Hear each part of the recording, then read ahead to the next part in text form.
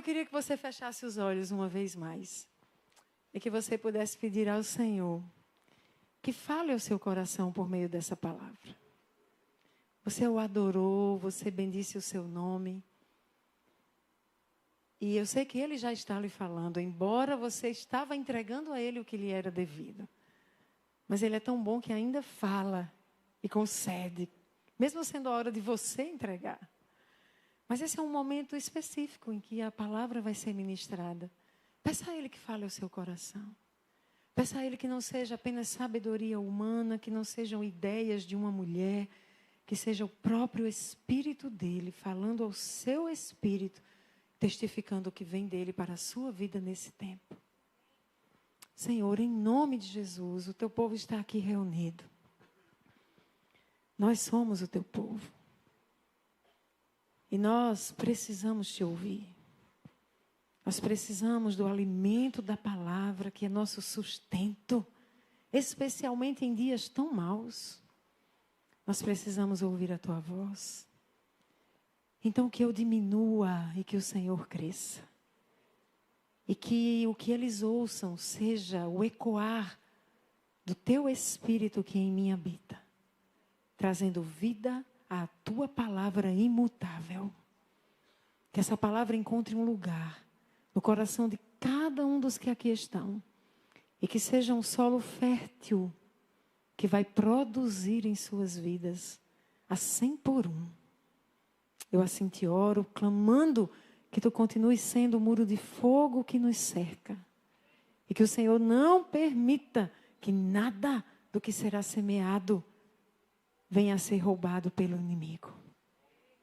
Em nome de Jesus eu assim te oro. E a igreja diz: amém e amém. Então, amados, a gente está naquela nossa série, a mentalidade apostólica.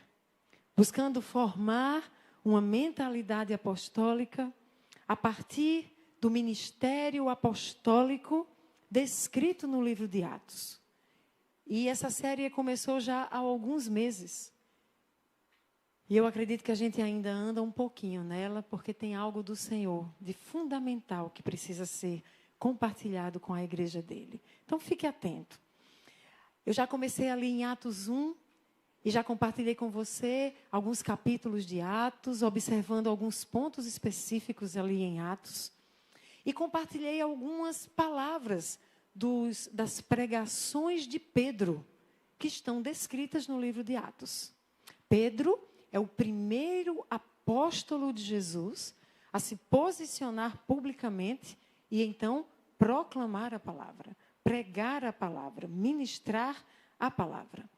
E, embora eu tenha já compartilhado alguns aspectos das suas pregações, hoje eu quero tratar de algo, focar em algo mais específico. Algo que está em Atos 2, no verso 22. E que o contexto de Atos 2, 22 é essa primeira pregação de Pedro. Na primeira pregação de Pedro, Pedro diz: israelitas, ouçam estas palavras. Jesus de Nazaré foi aprovado por Deus diante de vocês por meio de milagres, maravilhas e sinais que Deus fez entre vocês por intermédio dele, como vocês mesmos sabem.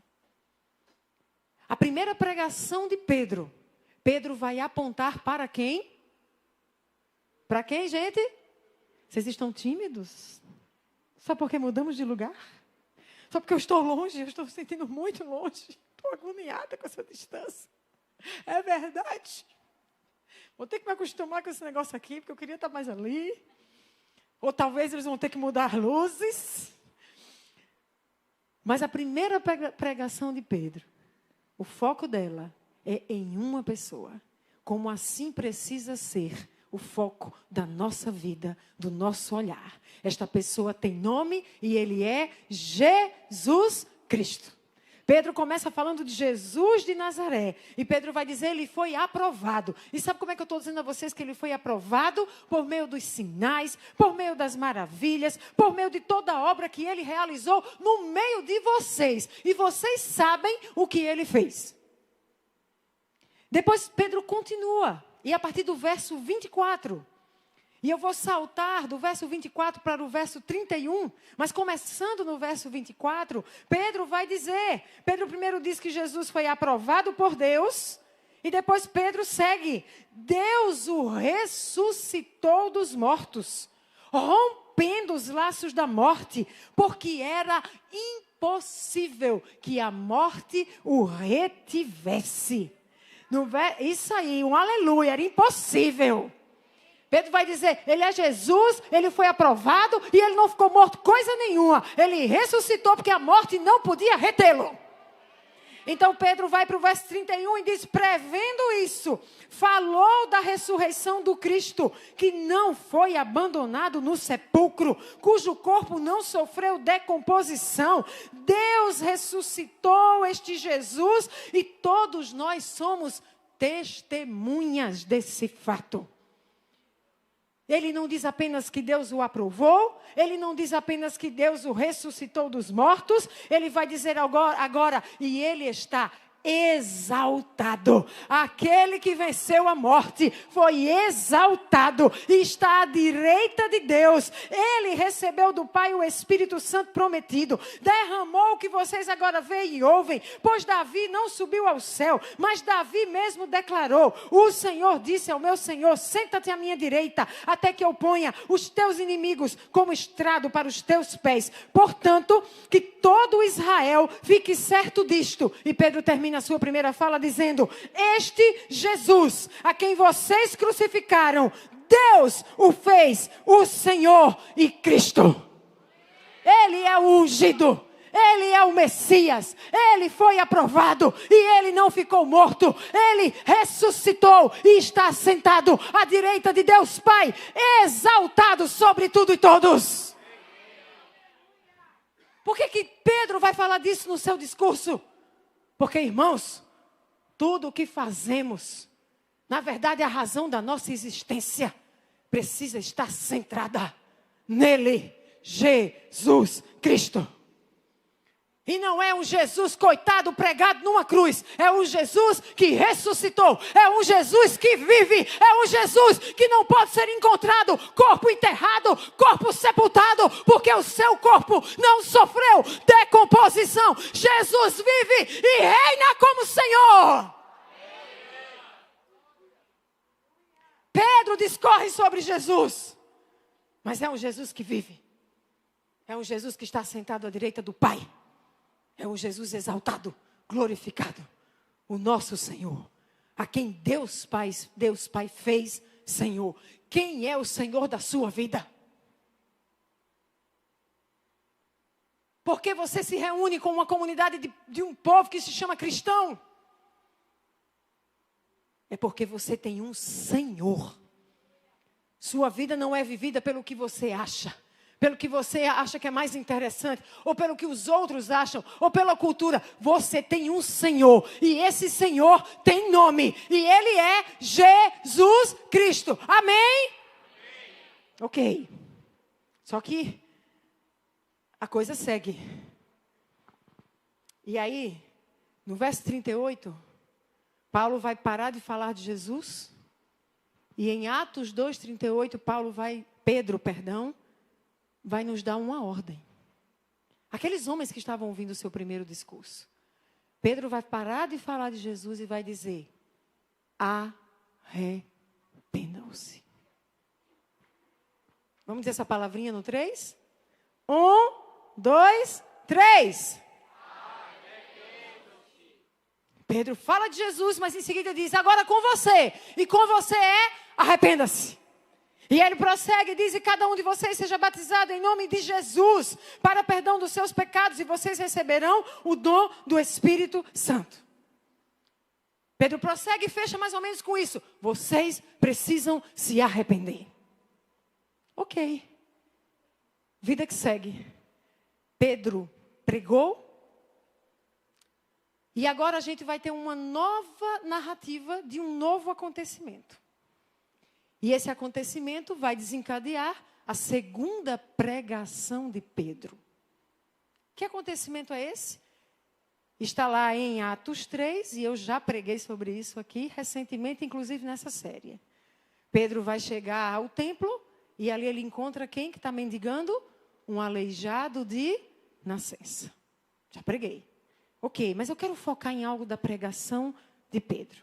Porque depois de ter curado aquele mendigo que era um aleijado de nascença, a multidão vem a ele e está maravilhada com eles, está maravilhada, extasiada. E Pedro vai dizer, ei, peraí, porque vocês estão olhando para a gente. Então ele precisa alinhar as coisas. E aí, em Atos 3, a partir do verso 13, Pedro começa a alertar aquela multidão, ensinando e pregando. Vem aí a segunda pregação dele registrada no livro de Atos. Em Atos 3,13, Pedro vai dizer, e isso é interessante, olha que coisa. Ele começa agora essa pregação como ele terminou a primeira. Do jeito que ele termina a primeira, ele começa a segunda. E ele diz, o Deus de Abraão, de Isaque, de Jacó, o Deus dos nossos antepassados, glorificou o seu servo Jesus. Ele foi exaltado. A quem vocês entregaram para ser morto e negaram diante de Pilatos, embora ele tivesse decidido soltá-lo, vocês negaram publicamente o santo, o justo, pediram que lhes fosse liberado um assassino. Vocês mataram o autor da vida, mas Deus o ressuscitou dos mortos. Ele está dizendo, olha, o autor da vida, que a morte não podia reter, Deus o ressuscitou. Ele é o autor da vida e Ele é o Senhor de vocês. Por isso que Ele diz, eu vim para que tenham vida. Há uma vida que flui de Jesus. A vida.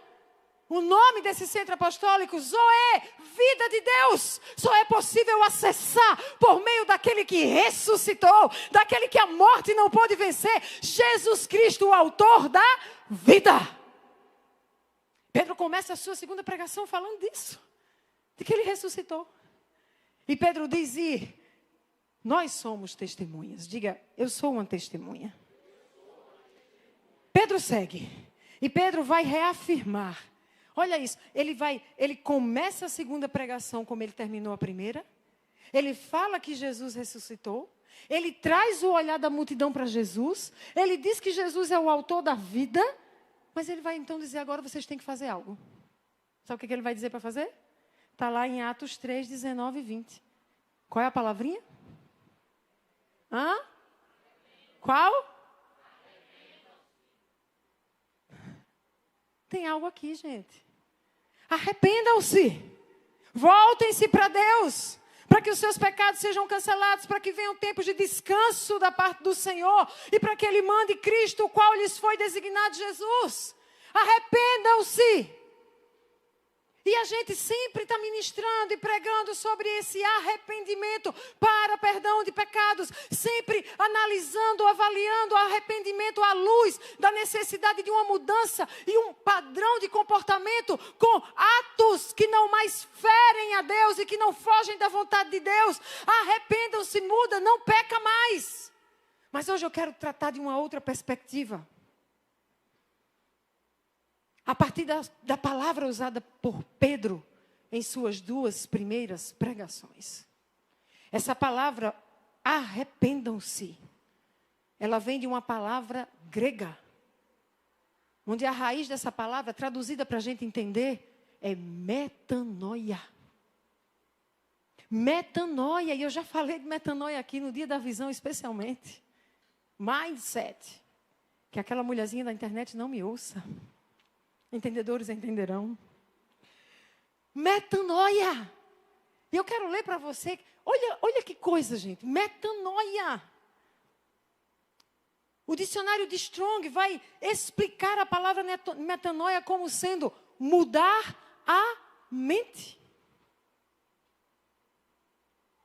A gente foca muito na prática pecaminosa. Mas antes dela, Há uma exortação, você precisa primeiro mudar a mente. E o resultado serão práticas diferenciadas. Mas o que a gente faz? A gente fica perguntando o que pode e o que não pode fazer. E os pastores e líderes vão pregar sobre o que pode e o que não pode. E fica todo mundo batendo na tecla, não pode isso é pecado, não pode isso é pecado, não pode isso é pecado, isso é pecado, pecado, pecado. E você começa a decorar, pode, não pode, pode, não pode, pode, não pode, pode, não pode. E você acaba virando um legalista por dentro, como um sepulcro que está caiado por fora, cheio de coisa que não pode, não faz, mas por dentro, cheio de podridão, porque não houve uma mudança no interior, uma mudança de mente. Então hoje eu quero focar no arrependam-se. Arrependam-se é mudar a mente. Eu tenho um manual que eu estudo que chama Comentário Judaico do Novo Testamento. E aí são judeus messiânicos, ou seja, judeus que entregaram sua vida a Jesus, que escreveram esse comentário. E eles vão fazer comentários do Novo Testamento inteiro. Então, quando eu estou estudando, eu sempre leio as notas das Bíblias de estudo que eu leio, mas eu também estudo o comentário bíblico do Novo Testamento e mais uns 3 comentários bíblicos de outros autores. Esse é interessante porque eu vejo a perspectiva sobre a mente judaica, de um judeu que está entendendo o que está falando a partir da religião judaica. Olha como é que eles definem a palavra arrependam-se. Ele vai dizer assim, ó. O conceito e o significado literal de metanoia, sob a perspectiva judaica, é mudem de ideia. Mudem de ideia. A Bíblia de Estudo NVI vai dizer algo interessante. Quando explica a palavra metanoia, aspas, mudança de ideia e de vontade que leva a uma transformação de vida. Fantástico. Diga, ideia, vontade, transformação de vida. É tipo assim, não tem como eu ficar, Léo. Não tem como eu ficar. Tem que botar a bichinha ali. Porque não tem, minha gente. Não vou conseguir ficar ali longe de vocês. Olha, ideia. Mudança de ideia. Porque primeiro começa na mente.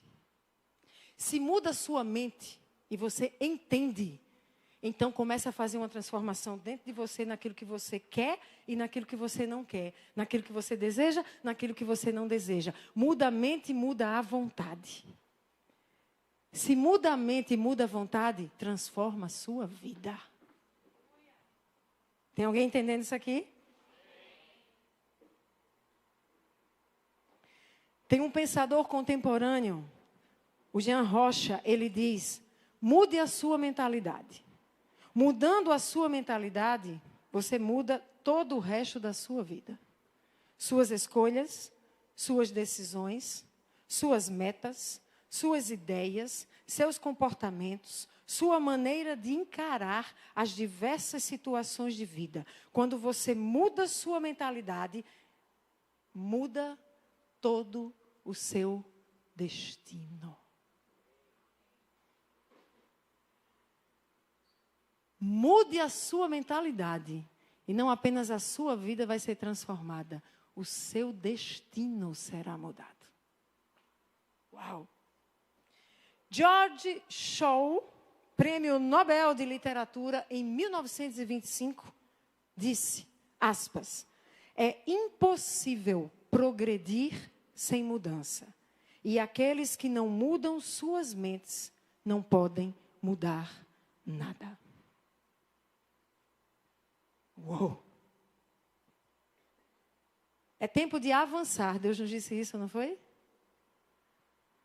Mas é impossível progredir, avançar, se você não mudar.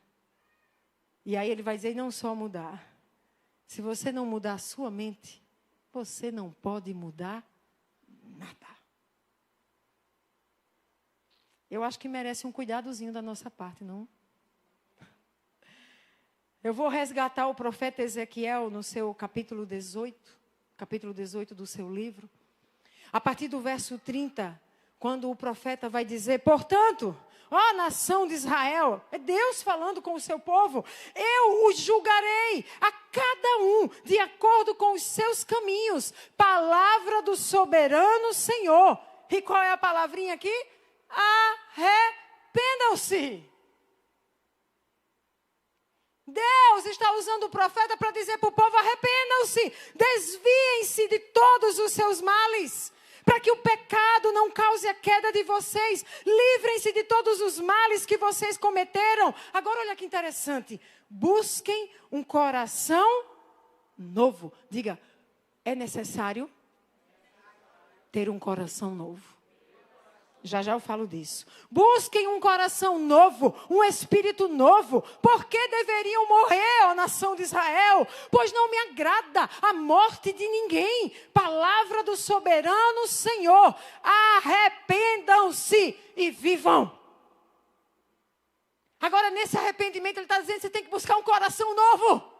E eu vou ler para você e traduzir o significado da palavrinha coração que está escrita aqui nesse texto. Sabe o que quer dizer essa palavra?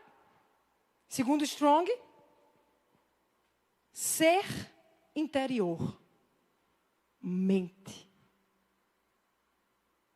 Mente. O Senhor está dizendo, busquem uma nova mente. Arrependam-se. Muda a mente. Troca o chip. Para que vocês vivam. Quando isso acontecer, você vai ter atitudes diferentes. E aí os pecados somem. Então você vai ter vida. Mas o caminho não pode ser olhar para o que é pecado. O caminho precisa ser o que é que precisa ser mudado no meu padrão de pensamento. O que é que precisa ser mudado na minha mentalidade. Tem alguém aqui entendendo isso? Essa pregação de hoje é uma chave para a sua vida. Eu quero voltar para Pedro. Eu quero continuar na sequência dos acontecimentos. Pedro fez o seu segundo discurso. E depois disso eles vão ser presos. E agora eu já estou em Atos 4. O segundo discurso ou pregação foi em Atos 3. Agora eles estão presos em Atos 4. E eles foram presos enquanto falavam ao povo. Diga, enquanto falavam. Guarde isso. Como eu estou aqui. Eles estavam falando ao povo. É nessa hora que eles são presos. Então, em Atos 4, a partir do verso 10... está narrado um pouquinho dessa palavra de Pedro, onde Pedro diz: saibam os senhores e todo o povo de Israel, que por meio do nome de Jesus Cristo, sempre centrado em Cristo, o Nazareno, a quem os senhores crucificaram, mas a quem Deus ressuscitou dos mortos. Pedro, que falta de criatividade, meu filho. Terceira pregação, tu diz a mesma coisa. Por que será? Porque aquelas pessoas precisavam de uma mudança de mentalidade, de entender que agora eles estavam se entregando a um Deus que não estava distante, que esteve no meio deles, que esteve encarnado, que se fez carne e morreu, mas ressuscitou. Aquele que vive e reina para sempre, Jesus Cristo, Ele é real. Então ele fica insistindo, Deus o ressuscitou dos mortos. Esse homem está aí curado diante dos senhores. Este Jesus é a pedra que vocês construtores rejeitaram, que se tornou a pedra angular. Não há salvação em nenhum outro, pois debaixo do céu não há nenhum outro nome dado aos homens pelo qual devamos ser salvos. É Jesus Cristo. É tudo sobre Jesus. Está em Jesus, é por Jesus, é para Jesus. Se isso não entrar na sua mente, você vem para cá buscando agradar pessoas. Ou você vai desenvolver a sua vida cristã em algum lugar onde você pode ser beneficiado por algo. Onde você acha interessante algo.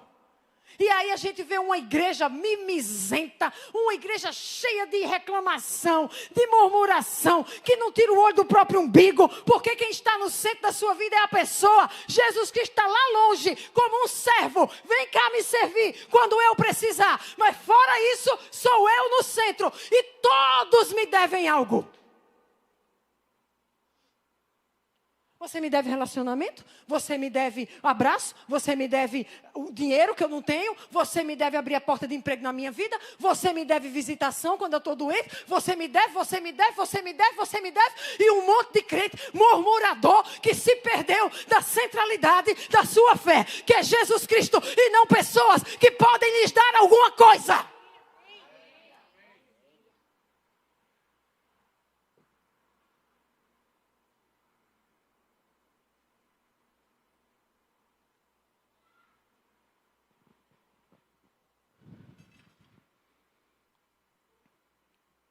É tudo sobre Jesus.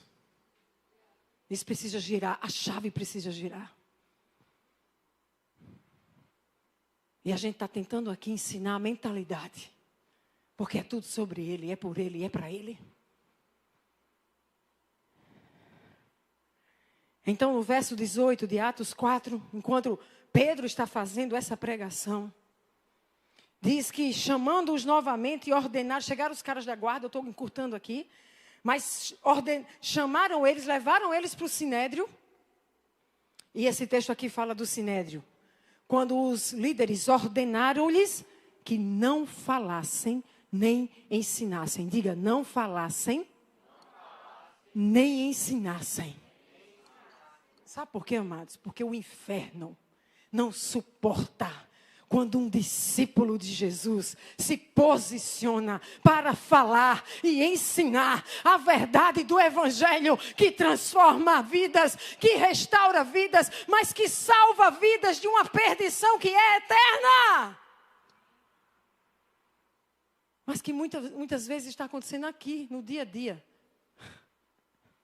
Não precisa esperar quando passar para a eternidade, como se diz.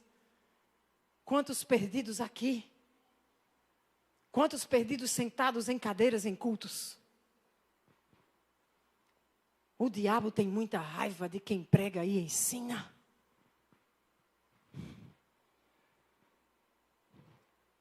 Então eles ordenaram, não falem, não ensinem em nome de Jesus. Mas Pedro e João responderam, julguem os senhores mesmos, se é justo aos olhos de Deus, obedecer aos senhores e não a Deus. E aqui eu quero fazer uma ressalva, porque a gente tem convivido, gente, e tem ouvido histórias de amigos pastores, de crentes rebeldes, que usam esse versículo, distorcendo o significado dele, para ser rebelde à sua liderança. Quando houve um comando da liderança que está em oração, que está buscando Deus, que está recebendo direção de Deus, diz, eu vou obedecer a homens ou a Deus?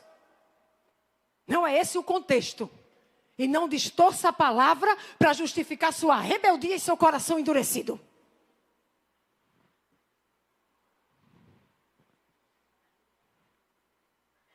Eles sabiam que precisavam ensinar e pregar, porque eram testemunhas do que viram Jesus ensinar e pregar. Então eles vão dizer, pois não podemos deixar de falar do que vimos e ouvimos. E sabe por que eles não podiam deixar de falar do que viram e ouviram? Porque eles eram testemunhas. Sabe quem é testemunha? É quem viu, é quem ouviu, é quem viveu, é quem experienciou, é quem participou de algo, viu algo, ouviu a respeito de. Então esse pode ser chamado como testemunha. Faz sentido ou não, gente? Ele está dizendo, a gente viu, a gente ouviu, a gente não pode deixar de falar disso, nós somos testemunhas. E aí eu quero dizer a você que aqui neste lugar tem uma reunião de homens e mulheres que têm uma mentalidade apostólica, porque entenderam que o que vivem e o que fazem porque são testemunhas de Jesus. É por isso que Jesus em Atos 1:8 vai dizer, fiquem até serem revestidos de poder. Aí vocês saem para serem minhas testemunhas. o revestimento de poder está associado ao testemunho.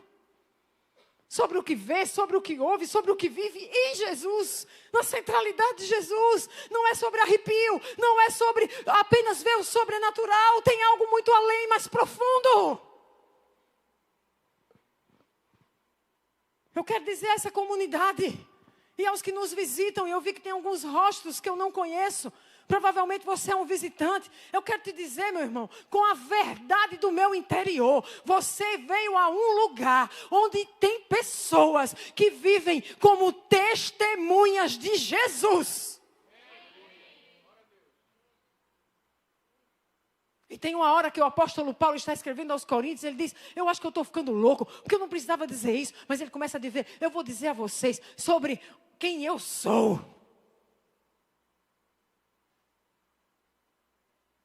E ele não está se amostrando. Ele está chamando um povo que às vezes fica assim, para dizer, eu estou falando de quem eu sou, eu sei as minhas credenciais, trago no meu corpo as marcas de Cristo. Eu quero dizer aos meus irmãos visitantes, eu quero dizer aos irmãos que fazem parte do Centro Apostólico Zoe, a partir desta liderança, que fala com você agora. Eu sei em quem eu tenho crido, mas eu sei em quem eu tenho vivido, e eu vivo como testemunha de alguém que ouve, de alguém que tem vida com este Deus, que é vivo e real, e é o meu Senhor verdadeiramente. E glória a Deus que eu não sou única aqui nesse lugar. Porque muitos têm vivido assim. Nós temos buscado viver como testemunhas. Porque entendemos essa chave de uma vida sob uma mentalidade apostólica. Os apóstolos testemunhavam do que viam e ouviam. E era a partir disso que eles se moviam. Nós temos buscado ver, ouvir para nos mover. Isso tem sido uma base nossa. A gente não decide coisa de gabinete. Simplesmente encontrando em gabinete, fazendo reunião. Quem caminha com a gente sabe.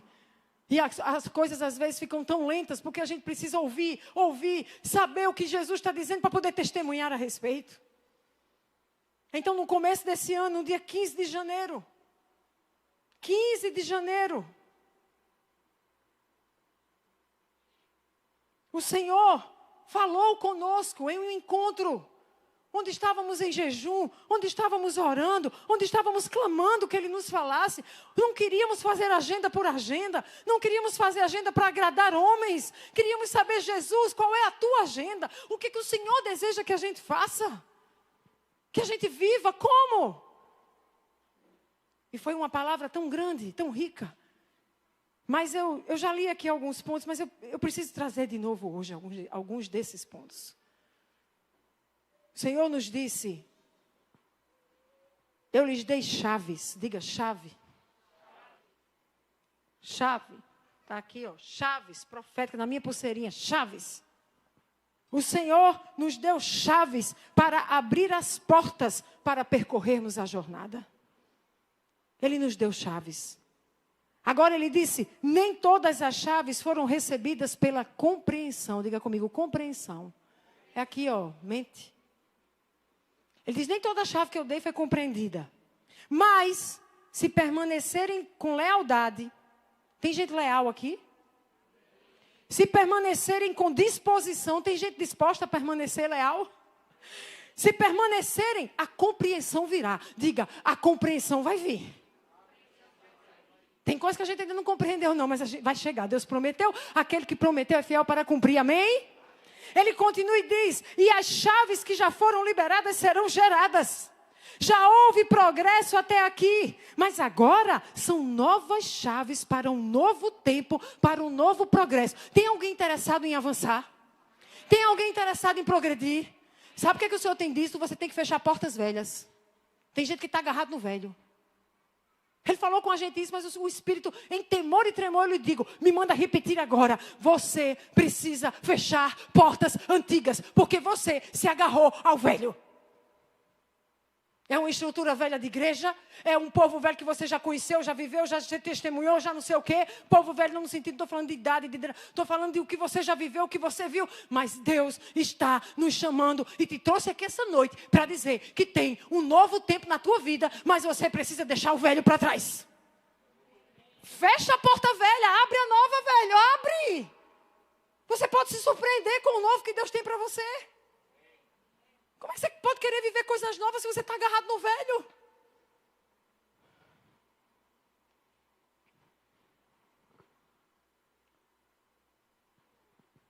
É preciso se vestir com vestes novas. É preciso renovar o pensamento. Diga, eu tenho que renovar o meu pensamento.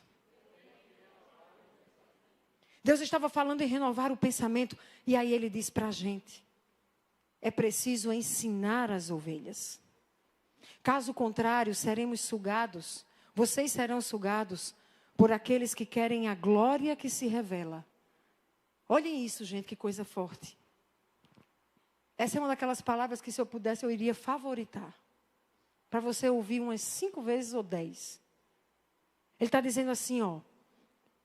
Caso contrário, vocês serão sugados por pessoas que querem a glória que se revela para libertá-las dos seus vícios, das suas falhas, sem que elas precisem se esforçar, sem que elas precisem se lavar na palavra dele, sem que precisem mudar o pensamento pela palavra, sem que precisem ir à presença dele para receber dele o que homem algum pode dar. Isso aqui já foi lido aqui esse ano, quantas vezes, nem sei. Porque era Deus nos exortando. Vão vir pessoas que estão ouvindo falar que o Espírito Santo está se derramando, gente está sendo batizada, gente está sendo curada, a glória está se manifestando, e elas estão saindo daqui aleluiadas. Mas vocês precisam ensinar essas pessoas a mudança de mentalidade, porque senão, elas vêm para receber o que elas precisam trabalhar para conquistar. A responsabilidade é pessoal. Querem a glória para se livrar do vício, querem a glória. Isso aqui fui eu não, foi uma palavra em 15 de janeiro. Para se livrar dos limites, para se livrar das falhas, para se livrar. Ei! Você tem que ir para a palavra, para se lavar na palavra, para ter relacionamento com o Deus da palavra, para se encher dele, para poder ver o que precisa ser mudado na sua vida acontecendo a partir de você. Quem quer ouvir essa pregação? Eu não quero ouvir que é a partir de mim, que é minha responsabilidade. Eu quero que alguém resolva, de preferência, o mover do Espírito Santo.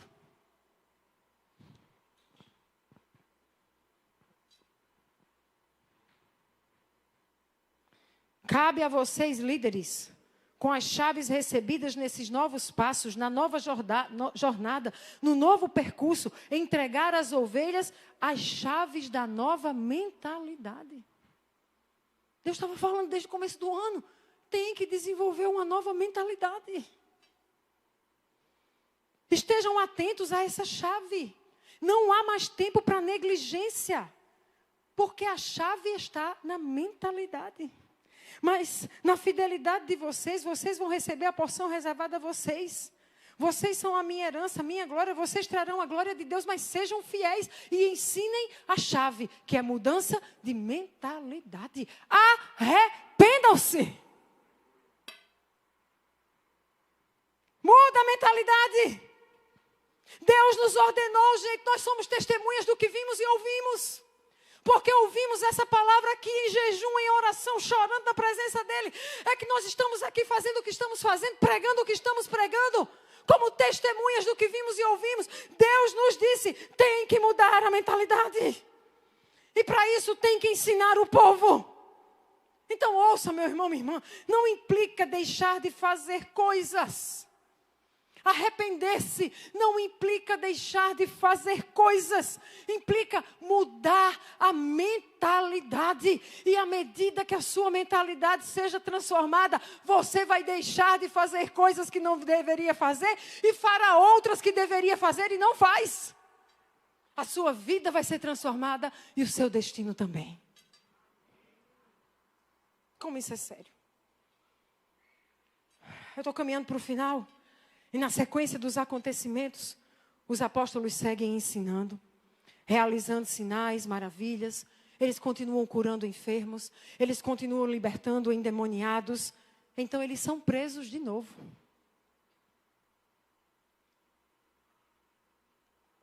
Eles são presos, amados.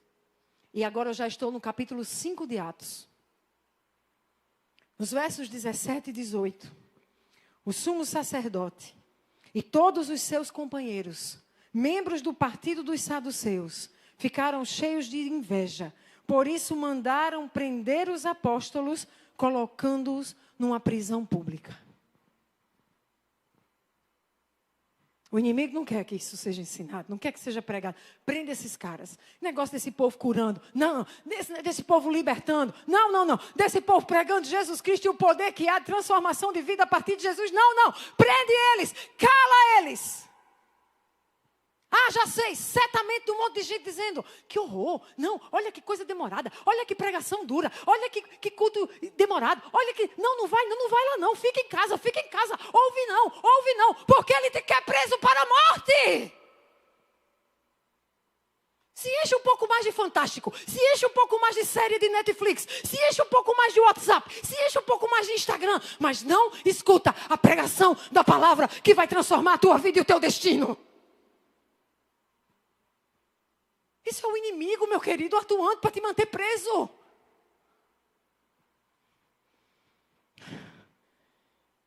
Mas sabe o que é lindo aqui? Deus não está de braços cruzados. Porque você é amado de papas. Você é amado do papai. Escute, você é amado do papai perfeito. Eu não sei como foi seu pai aqui na terra. Mas existe um pai anterior a este, celestial, perfeito, que te ama com um amor indizível, indescritível, imensurável, incompreensível a nós. Vendo você nem aí para ele. Ele está muito aí para você. Ele até te trouxe aqui hoje. Tu está aí que tu nem imaginava. Porque você é amado. Ele intervém na tua história. E aí sabe qual é a sequência dos acontecimentos? É que enquanto estavam presos, Atos 5, a partir do verso 19, diz que durante a noite, Deus gosta de trabalhar no turno da noite, sabe? Quando você não está vendo nada, acha que não vai nada mudar.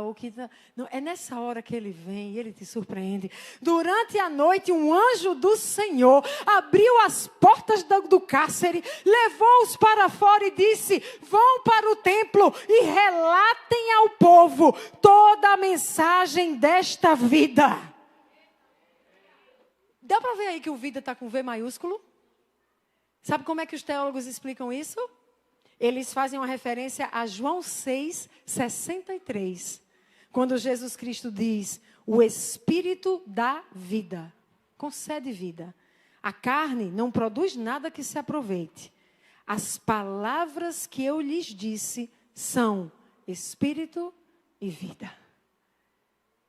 Jesus Cristo está falando sobre o Espírito, o poder, o mover, isso que te transforma assim, te convence do pecado, te conduz à verdade, produz um fruto que te leva a ser paciente, longânimo, tem domínio próprio, alegria, blá, blá, blá, blá, você conhece. Mas Jesus também fala, as palavras que eu lhes dei, elas são espírito e vida. Então o anjo, quando solta Pedro e João da prisão, diz, vão para o templo e ensinem sobre esta vida. É o que eu estou fazendo aqui nessa noite. E aí, na sequência dos acontecimentos, em Atos 5:21, ao amanhecer, eles entraram no templo como haviam sido instruídos. Eles foram o quê? Foram o quê? Eles estavam fazendo da cabeça deles? Eu acho que da cabeça deles eles queriam correr e fugir de Jerusalém. Mas eles faziam o que haviam sido instruídos para fazer. Como haviam sido instruídos, começaram a ensinar o povo. E em Atos 5:25 diz que nesse momento chegou alguém e disse, os homens que os senhores puseram na prisão estão no pátio do templo fazendo o quê, gente? Ensinando. Sabe por que precisava ensinar? Porque mudança de mentalidade não acontece sem ensino, sem instrução. Então Pedro responde assim, aí vem o verso 27 e 28, estou já acabando. Pedro vai dizer, o texto vai dizer, tendo levado os apóstolos, apresentaram-nos ao sinédrio para sermos interrogados pelo sumo sacerdote, que disse, demos ordens expressas a vocês para que não ensinassem. Não ensina, não ensina, não ensina, não ensina. Porque senão esse povo vai mudar a mentalidade. Não ensina não. Cala, cala, cala. Todavia, vocês estão enchendo Jerusalém com a doutrina de vocês?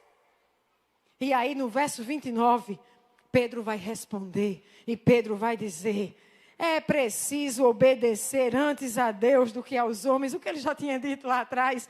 O Deus dos nossos antepassados ressuscitou Jesus, a quem os senhores mataram, suspendendo-o no madeiro. Mas Deus o exaltou, colocando à sua direita como príncipe salvador, para dar a Israel arrependimento. Para dar a Israel a possibilidade de mudança de mentalidade.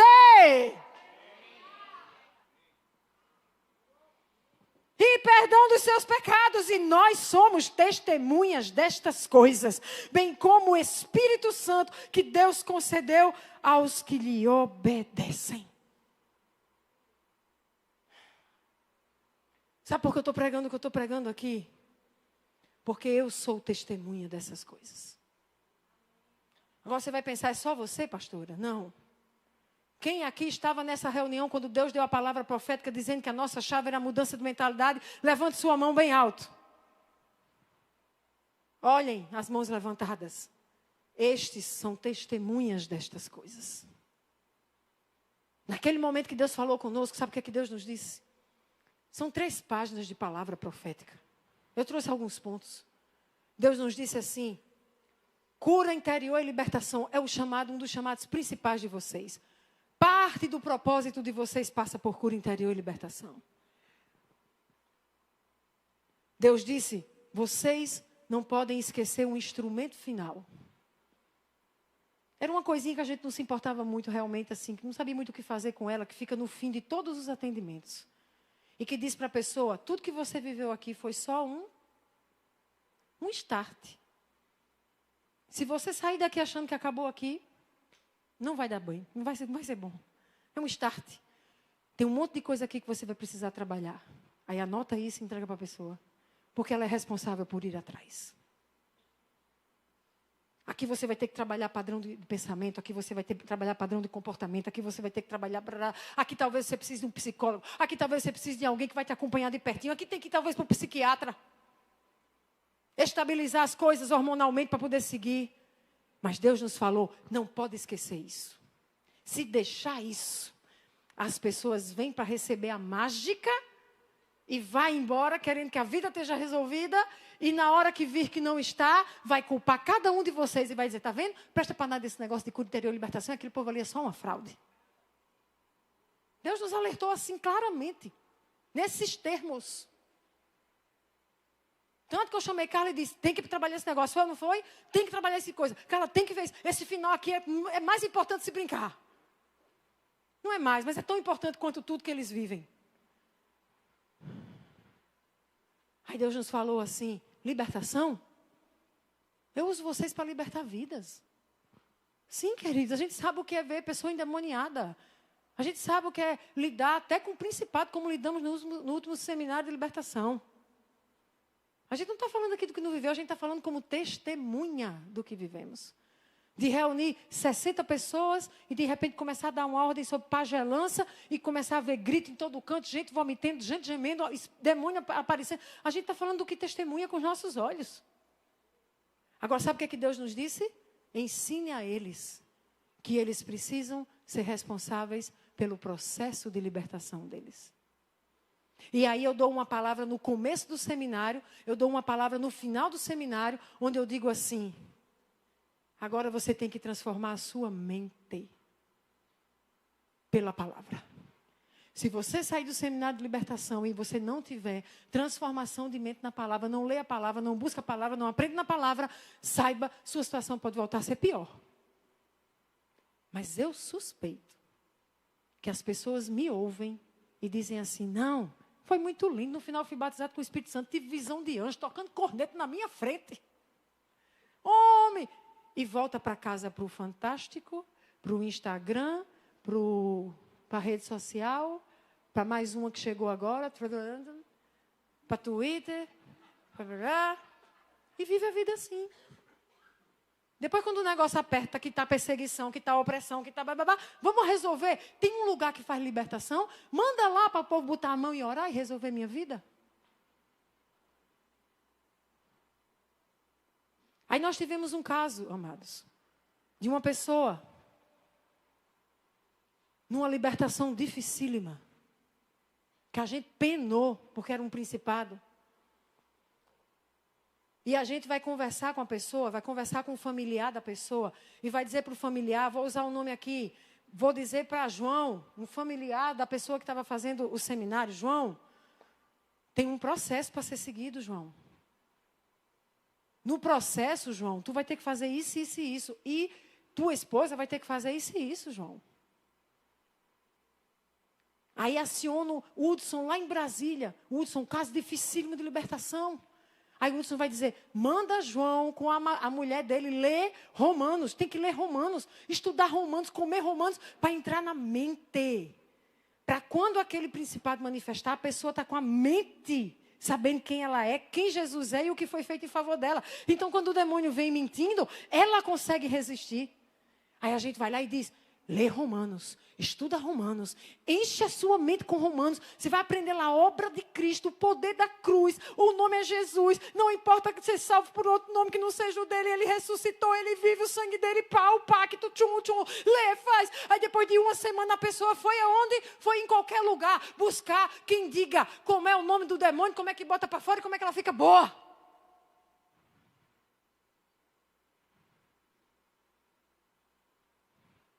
E no final você vai ouvir que a própria pessoa endemoniada se libertou e resolveu o problema.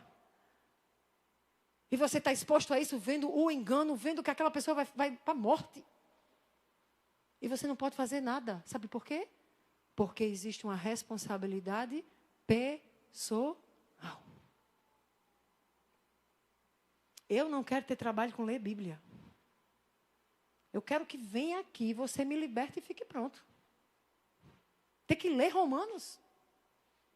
Tem que ficar declarando e louvando. Eu não quero esse trabalho. Então, meu irmão, se você não quer assumir a sua responsabilidade, eu quero lhe dizer que você vai ficar dando voltas a vida toda e não sai do canto. E ainda vai achar um capeta dos infernos que vai se alimentar da tua rebelião. Te prende no laço de engano e vai te levar à destruição e morte. Mas mesmo eu tendo Jesus, sabe por quê? Porque foi Jesus que disse que você precisa mudar a mente. Cura interior. Ontem, eu quero testemunhar do que ouvi, vi e vivi. Eu não estou falando para vocês aqui de... Ontem, eu estava viajando para Natal, para encontrar uns amigos que a gente, quando esteve no Níger, a gente foi servir esses missionários lá no Níger, na África. Eles estavam em Natal, então a gente foi para lá. Paulo chegou em casa de 5 da manhã, arrumando aqui com o pessoal. A gente viajou, foi só dar um abraço neles, jantou com eles e voltou. Chegamos em casa de 1h30 da manhã. E enquanto eu ia, eu estava com Carla e Simone mandando áudio. Eu escutei mais de em todo os áudios. Mica com Simone, eu contei, foram 40 áudios. É desesperador. Agora é assim, ó, tomando banho. Espera aí, que já eu respondo. Daqui a pouco trocando de roupa. Mulher, já, peraí que eu tenho que ir para o carro. Porque elas têm se dedicado. Tem uma igreja na cidade esperando que a gente vá lá dar o treinamento para eles implantarem a clínica de cura interior e libertação. Elas estão se dedicando para preparar o treinamento para deixar lá uma clínica funcionando com ministros treinados. E elas estão me mandando para... Olha aqui como é que a gente pensou que está... E eu estou lá, isso aqui está massa, isso aqui está jóia, isso aqui tem que corrigir, isso aqui tem que ajustar. E a gente entrou numa discussão sobre algo que a gente aprendeu recentemente. E que eu vou ter que trabalhar. E que antes eu não trabalhava porque ficava com medo, não vão achar que é indireta, vai não sei quem achar que é... Eu não posso viver assim. Porque tem um ensino que vai mudar a mente. E nesses últimos meses, uma das coisas que a gente mais aprendeu, amados, foi um erro na igreja e nós fomos reformadores. Centro Apostólico é reformador. Sabe qual é o erro? Nós nos acostumamos a dizer, fui ferido.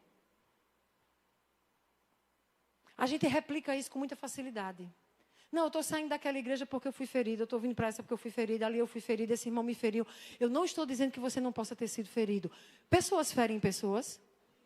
Paciência, gente. Onde tiver gente reunida. Você é ferido dentro da sua casa.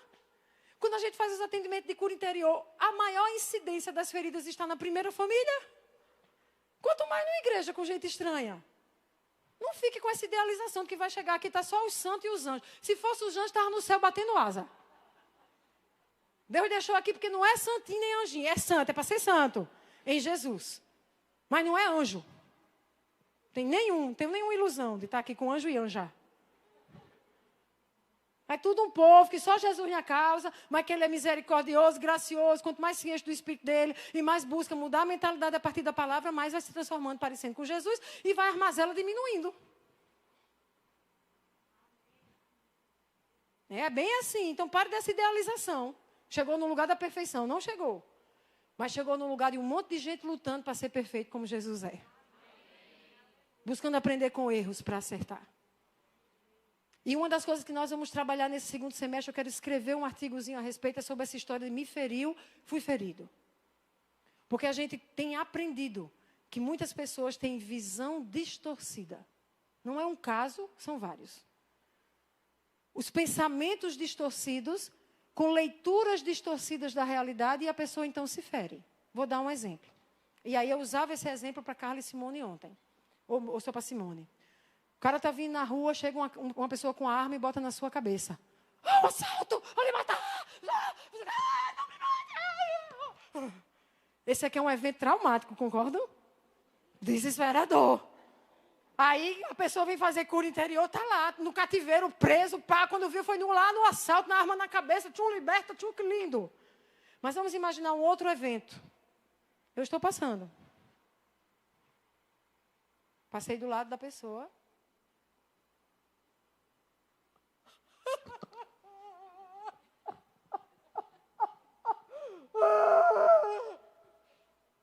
E é verdade esse choro, não está mentindo.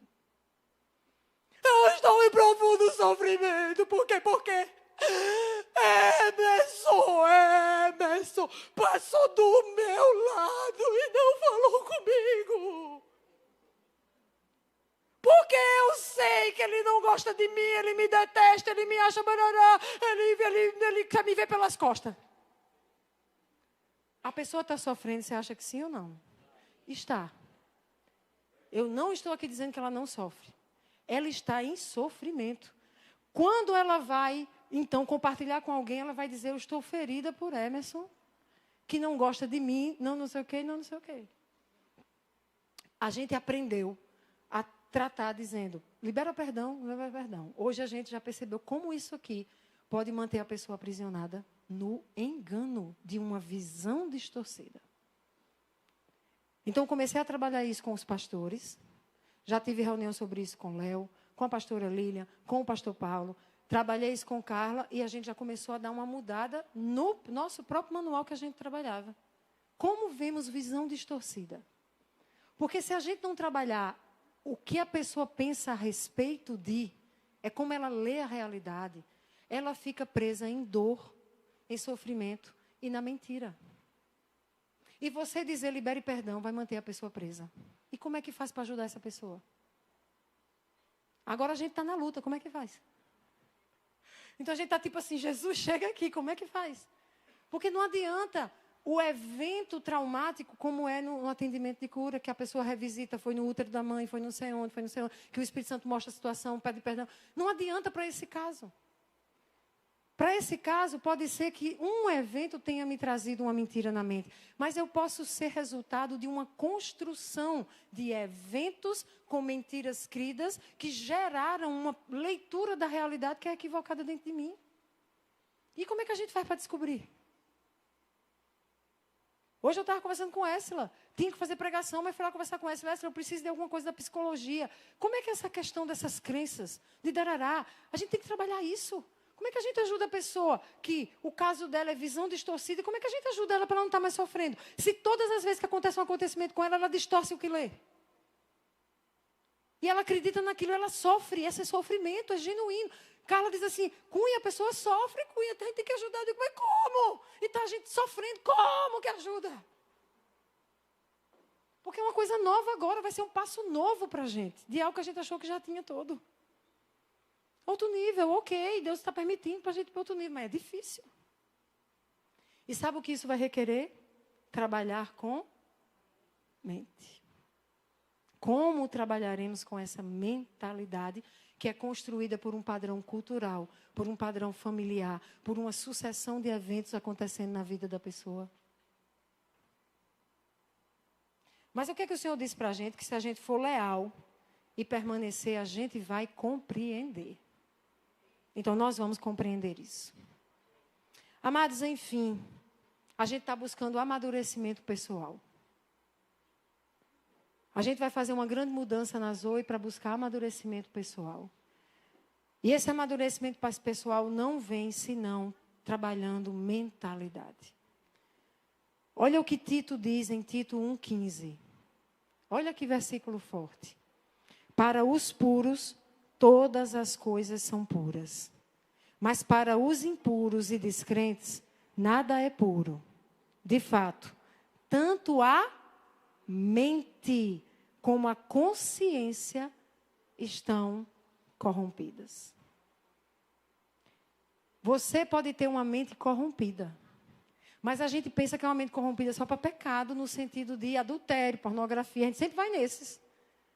Mas a gente pode ter a mente corrompida, com um monte de mentiras que cremos. Sim ou não, gente? E quero lhe dizer que até os ministros da clínica de cura interior. E até os pastores dessa comunidade podem ter áreas de mente corrompida.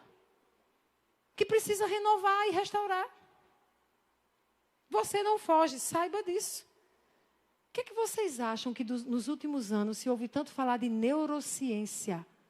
Silvana, estou errada em dizer que não se falava de neurociência como se fala hoje há alguns anos? Teve um boom. Neurociência, neurocientista, curso de neurociência. Que negócio é esse, gente? É porque tem algo que Deus está jogando luz para esse tempo. Por que é que a psicologia e a psiquiatria, que antes eram relegadas assim, é uma profissão, hoje está no top? Por causa das doenças da mente. E não só doenças, dessa fraqueza, fragilidade da mente. Mas já estava nas escrituras. Vocês precisam mudar a mente. Meu Deus, como a gente deixou isso passar. Por isso que o salmista vai dizer, sonda-me, Senhor, prova-me, examina o meu coração e a minha mente. Deixa eu lhe falar uma coisa. Você quer avançar em maturidade? Eu quero lhe dizer que você vai precisar orar muitas vezes, Senhor, sonda a minha mente. Nem tudo o que eu penso é como é. Nem toda leitura da realidade que eu faço é a verdade. Nem todo pensamento que vem aqui é correto. E nem é de Deus, muitas vezes.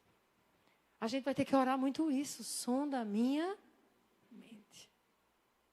Por fim, eu quero terminar com uma orientação do Senhor.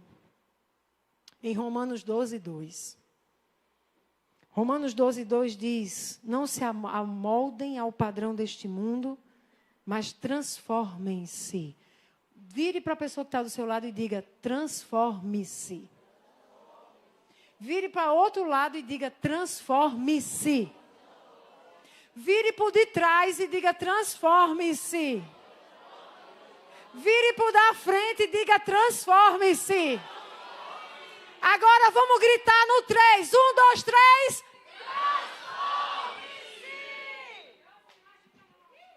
Sabe o que é isso?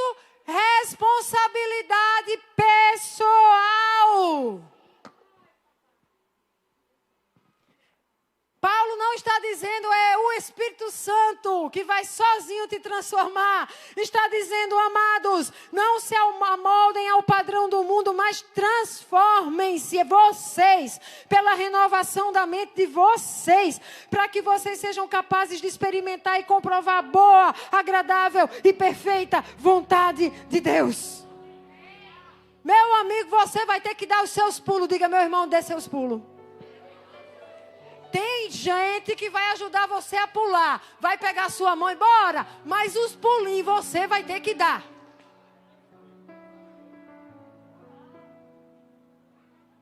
Não tem, gente. Para com esse negócio. Cheguei numa igreja. Alguém vai resolver para mim a minha vida. Alguém vai fazer parar meu sofrimento. Alguém vai me resolver na minha dor. Alguém vai me transformar. Para com isso. A gente está aqui para ser instrumento de Deus, para te ajudar a você se renovar e transformar a sua mente.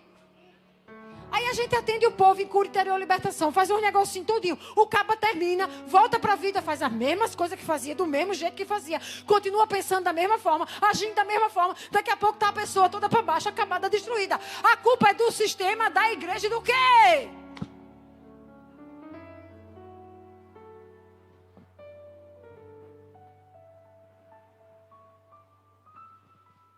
Filipenses 4:8, finalmente, irmãos. Tudo que é verdadeiro, diga tudo que é verdadeiro. Diga verdadeiro, verdadeiro, verdadeiro, verdadeiro. É por isso que tudo parte a partir de, ou melhor, toda prisão começa numa mentira. E é por isso que o teu maior inimigo não só é o teu irmão ou tua irmã, é Satanás, o pai da mentira. O bexiguento vai trabalhar mentindo para te aprisionar na mentira, em padrões de pensamento mentirosos, equivocados, por aí vai. Aí olha o que está lá a chave. Tudo que for verdadeiro, você tem que acessar o que é verdadeiro. Não vai acontecer cura e libertação e transformação de vida e transformação de destino se você não mudar a mente. E para mudar a mente, você precisa acessar o que é verdadeiro e trocar o que é enganoso pelo que é verdadeiro. Tudo que é verdadeiro, tudo que é nobre, tudo que é correto, tudo que é puro, tudo que é amável, tudo que é de boa fama. Se houver algo de excelente, é digno de louvor. Pensem nessas coisas. Diga, pense. É você que tem que pensar. Você tem que encher a sua mente com pensamentos. Dá vontade de dizer, cabeção. Enche esse cabeção com os pensamentos corretinhos. Mas é você que vai ter que ralar para isso. Entendem isso, gente? Nós estamos com igrejas abarrotadas de gente doente e de gente aprisionada em mentira, que continua doente e aprisionada em mentira. E ao invés de ser hospital, a gente está virando depósito de gente doente e presa. Não é esse o nosso chamado. Mas de como é que faz? Basta ter uma clínica? Não. Basta ter homens e mulheres de Deus que entenderam que são autorresponsáveis para mudar a sua mentalidade. E vai ter que pensar diferente para isso. Tem que ir para a palavra, tem que ir na oração, vida com Deus. Se for preciso ajuda de um profissional de saúde, mas tem que acontecer uma mudança de mentalidade.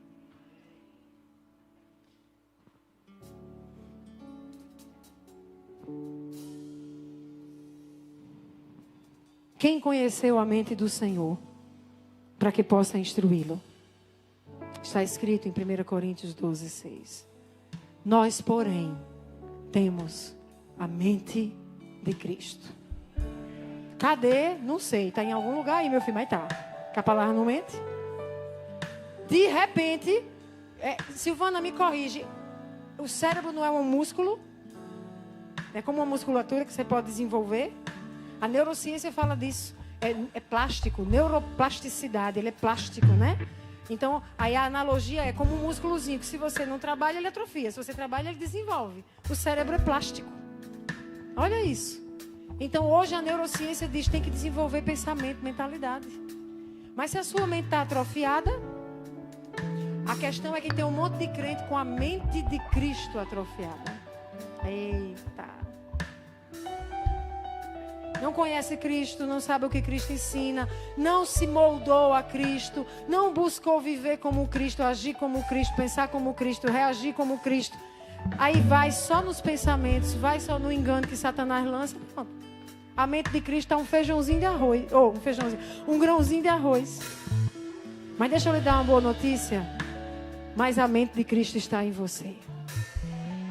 Se você entregou a sua vida a Jesus, a mente de Cristo está em você. Você não é um produto de engano. Você não é alguém que é simplesmente um escravo da mentira. Você tem a mente de Cristo e ela está pronta para ser desenvolvida em você.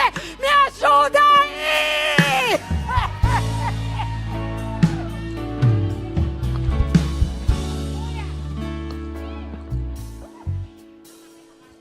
Jotabá! Ela está aí. Decida desenvolver a mente de Cristo em você. A partir de uma mudança de mentalidade. Nós estamos dispostos a ensinar. Saia do lugar de estar armado. A gente não está aqui para lhe machucar. A gente está aqui para lhe ensinar, lhe instruir. Agora vai lhe incomodar algumas vezes. Você vai vir para a escola da alma, vai ser incomodado lá com verdades que precisam ser ensinadas. Você vai vir para a escola bíblica, vai ser incomodado com verdades que precisam ser ditas. Mas se você se dispuser a aprender a instrução, sua mente de Cristo vai ser expandida e você vai ser transformado. Amém? Fique de pé.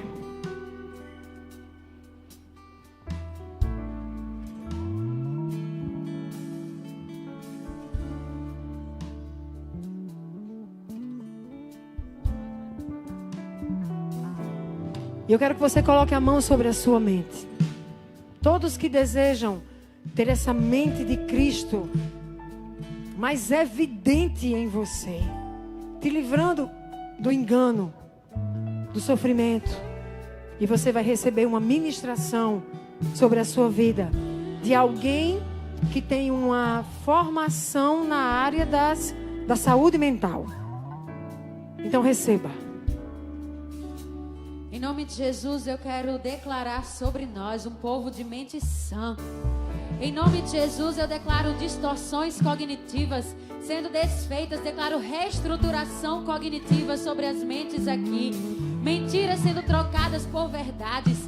Crenças disfuncionais sendo trocadas, reestruturadas por crenças funcionais. Em nome de Jesus, pensamentos automáticos que vêm, pensamentos intrusivos, sendo trocados em nome de Jesus por pensamentos funcionais, não aqueles que atrapalham e prejudicam e causam sofrimento, mas sim pensamentos que estão de acordo com a verdade, pensamentos alinhados, pensamentos que impulsionam a vida para frente e não que paralisam. Em nome de Jesus, eu quero liberar e declarar saúde mental plena, emoções alinhadas, emoções reguladas. Toda desregulação emocional agora dê lugar a emoções reguladas em nome de Jesus. Que haja mentes sãs, que haja mentes sãs, mentes saudáveis, e que a mente de Cristo cresça na nossa mente, em nome de Jesus, e a nossa mentalidade espelhe e reflita a mente de Cristo, em nome de Jesus. Ainda com a mão sobre a sua mente, agora como liderança espiritual, eu quero declarar no reino espiritual: toda corrente que ainda aprisiona mentes aqui, seja removida em nome de Jesus. Toda seta maligna que alcançou mentes aqui, sejam arrancadas em nome de Jesus. Toda semente de contaminação na mente, desde a primeira infância, que venha à luz, seja exposta e seja completamente removida da sua mente, em nome de Jesus. Que cesse toda atuação diabólica e que você seja livre para ter e viver conforme a mente de Cristo, usufruindo das bênçãos de Cristo em sua vida, em nome de Jesus. E você recebeu, você diz: ei!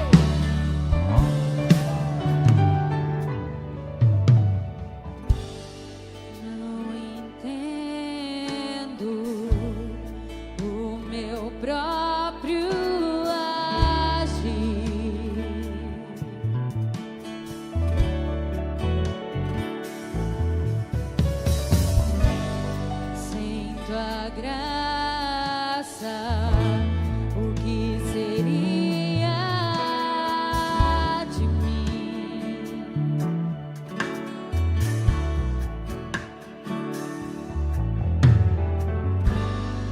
Não entendo o meu próprio agir.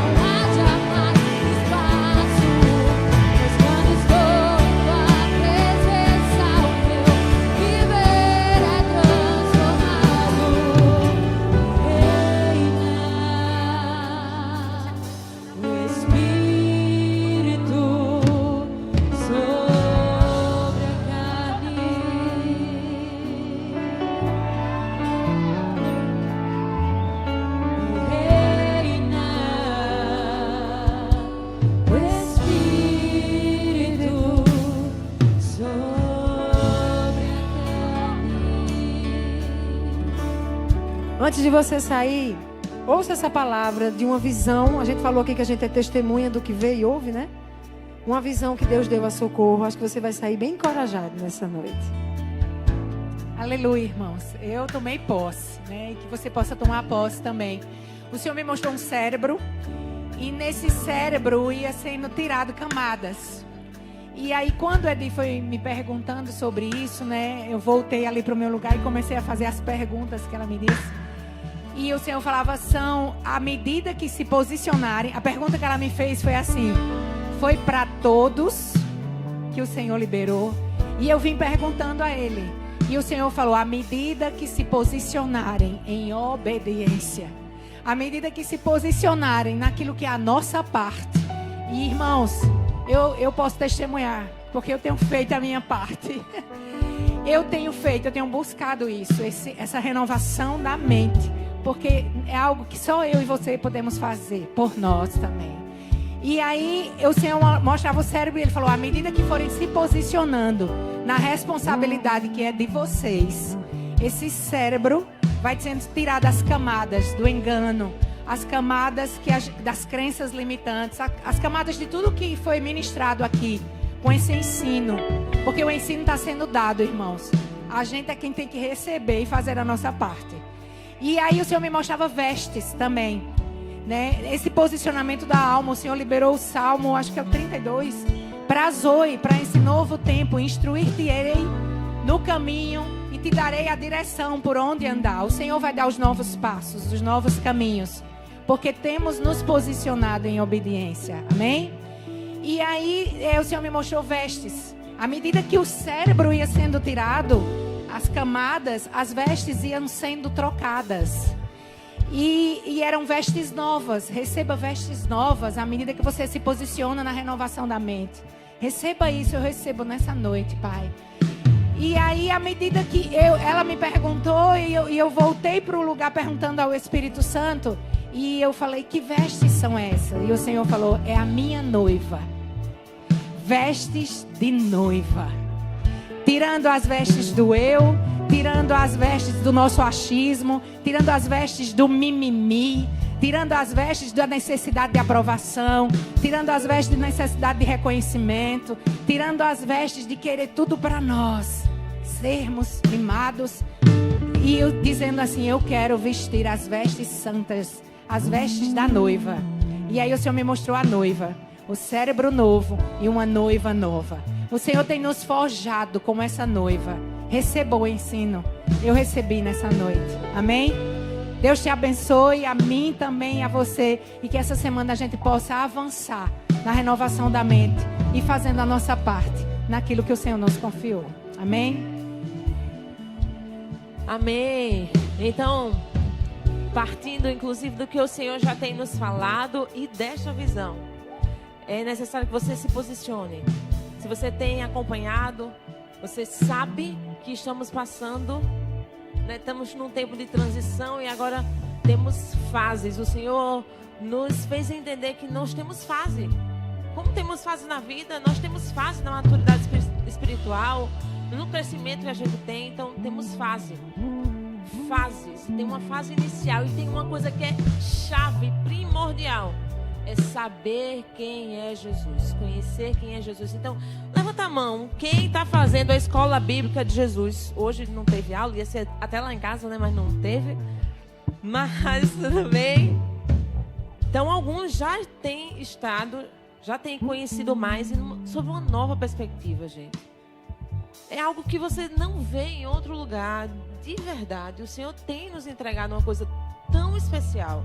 Então, se você não fez a escola de Jesus ainda, mas está iniciando a caminhada com o Senhor e conosco na comunidade, você precisa dizer, eu quero. Você precisa ir atrás. Então, parte de você, é uma responsabilidade sua. Ah, de repente você está aqui também, não fez o discipulado, ou fez o discipulado, as aulas, mas não fez todas as aulas, não entregou o material, você foi reprovado. Você precisa fazer. Então você precisa dar o seu nome. Ah, quem eu dou? Vai atrás. Tem a secretaria, a gente não tem uma turma agora aberta, mas a gente vai precisar de uma outra turma. Então, precisa fazer discipulado, dê o seu nome. A gente tem as escolas que a gente está, então, pretendendo, porque entendeu que precisamos ter escolas da alma. A gente está preparando o material, mas a gente precisa que você diga: eu quero, eu vou, porque eu quero crescer, eu quero amadurecer, eu quero avançar. Então você precisa se posicionar, você precisa ir atrás e dar um nome para as escolas que você precisa fazer, deseja fazer. Então comece a fazer isso. Nós estamos preparando algo, o que o Senhor nos colocou como responsabilidade, mas você tem a sua, tanto de ir atrás, mas também tem uma busca que é diária, é transformação. A transformação da mente é diariamente. Vai para a palavra, vai buscar, mas se posiciona. Não espera que a gente vá buscar você e dizer: ah, você não fez a escola, venha-se embora. Não, você vai atrás e dê o seu nome. Amém? Quem vai então se posicionar agora e começar a ir atrás, tendo essa responsabilidade do aprendizado, do crescimento, da maturidade? Levanta a mão aí. Amém. Avançaremos assim, tá? Então que o amor do nosso Deus e Pai, a graça do Senhor Jesus e as doces consolações do seu Espírito sejam sobre nós, sobre toda a igreja, em nome de Jesus. Amém. Vão em paz. Amém.